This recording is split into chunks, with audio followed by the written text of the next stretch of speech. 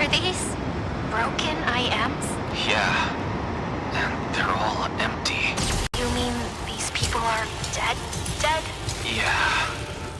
Tom, you and I got to check out the prettiest game at Summer Game Fest. It is called Orbitals. I'm sure people have seen some stuff around it, but it is a Nintendo Switch 2 exclusive that is a co-op game. It is built entirely around co-op, and it looks stunning.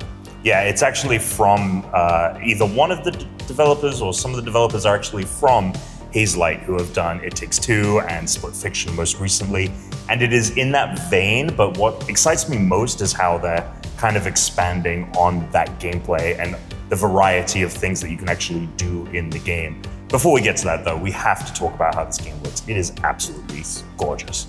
It's crazy. So there's a lot of inspirations, but there's some ones that you'll probably notice just when we play footage. I mean, the big one being like Studio Ghibli. There's a lot of Studio Ghibli looking things to it. There's also Toriyama, right? Like some of the characters look like Toriyama characters, and also like 80s anime. One of the things that they mentioned was the animation studio in Japan that they worked with that has worked on things like My Hero Academia and Attack on Titan, that have worked on a lot of modern anime, actually had to kind of go back to the drawing board and learn like old school techniques that aren't really being used in modern anime production and utilize them in this game.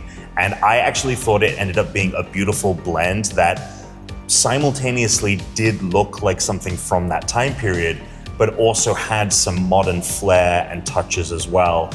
And the two halves of the modern and the traditional blended perfectly.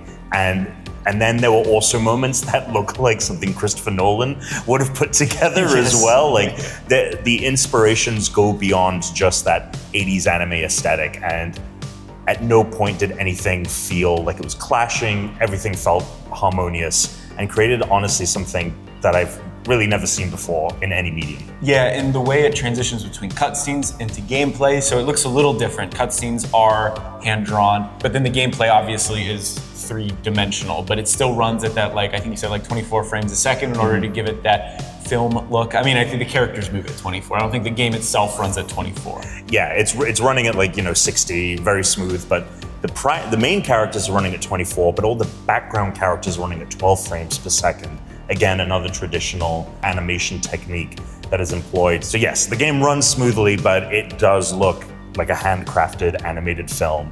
On the gameplay front, what really excited me about this is, unlike in a Hazelight game where you pick your character and then you're kind of locked into whatever task that character is tasked with in the game, and sometimes you'll be doing something and you kind of get jealous of the person you're playing with. You're like, oh, the thing you're doing looks way more fun.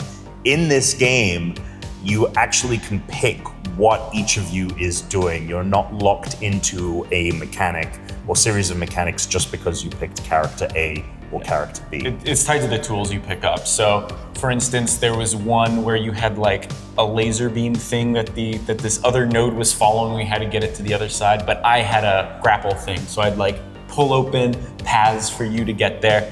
And then at one point you had to switch to a different one, and I was like, okay, well, I'll take that one. I'll take the laser beam.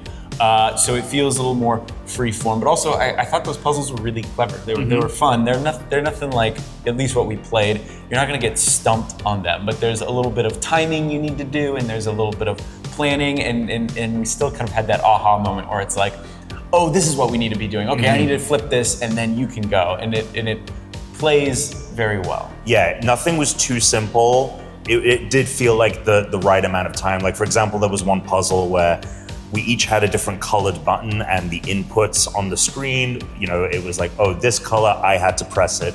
The other color, Jake did. But then there were some times when we would press it that it would switch the colors. Like it would switch the colors on the screen, or it would switch what colors we were controlling. So we would get stumped of being like, oh, I'm blue now. Oh, now the blue thing has become like a cream color or whatever it was. And so you would stumble a little bit, but you would quickly move on. And yeah, it's the same thing from the Hazelight games, where you're doing one mechanic for just the right amount of time before you move on to the next thing. Yeah, also said it was around, what he said, for most people it'll probably take you roughly like 10 to 12 hours. Yeah. But it depends on how quickly you solve puzzles. And also something that might take extra time is you can unlock these like little mini games in rooms as you explore these different worlds that have different activities that you and your co-op partner can do.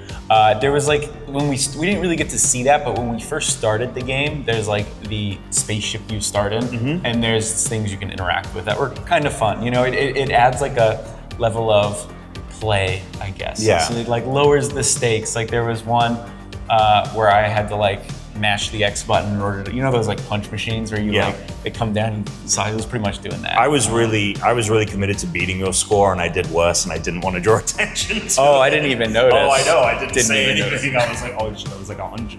I was like 100 points lower than you. And the cool thing about all of that is that area, you're going to return back to it over the course of the game, and it will expand and change and based on things that happen in the story. So that's another different element here. In a Haze-like game, you keep moving forward, you keep moving through the levels, and you're going to have that here, but you're going to also return to this changing hub as well.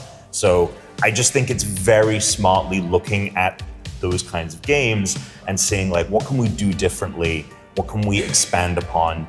And then also, I'm really intrigued by the story, and there's this whole explanation for how the characters revive and their souls are trapped in these machines, and their bodies are kind of, I guess, like 3D printed over again. Yeah, they like there's like an in-game reason as to why you respawn when you die, but didn't get super into it. We just kind of had the basis. Yeah, and you are on a colony ship essentially looking for a new home, and there's a disaster that happens in the beginning that kind of leaves you stranded, and you've been stuck, it seems, in this kind of part of space for, the characters have been there for about over a decade, and now they're finally ready to go venture out. So I can't wait to see where the story goes. And that was Orbitals. We actually have a preview we did a couple months ago on GameSpot.com. So if you want to know more, be sure to check that out. But in the meantime, stay tuned to GameSpot.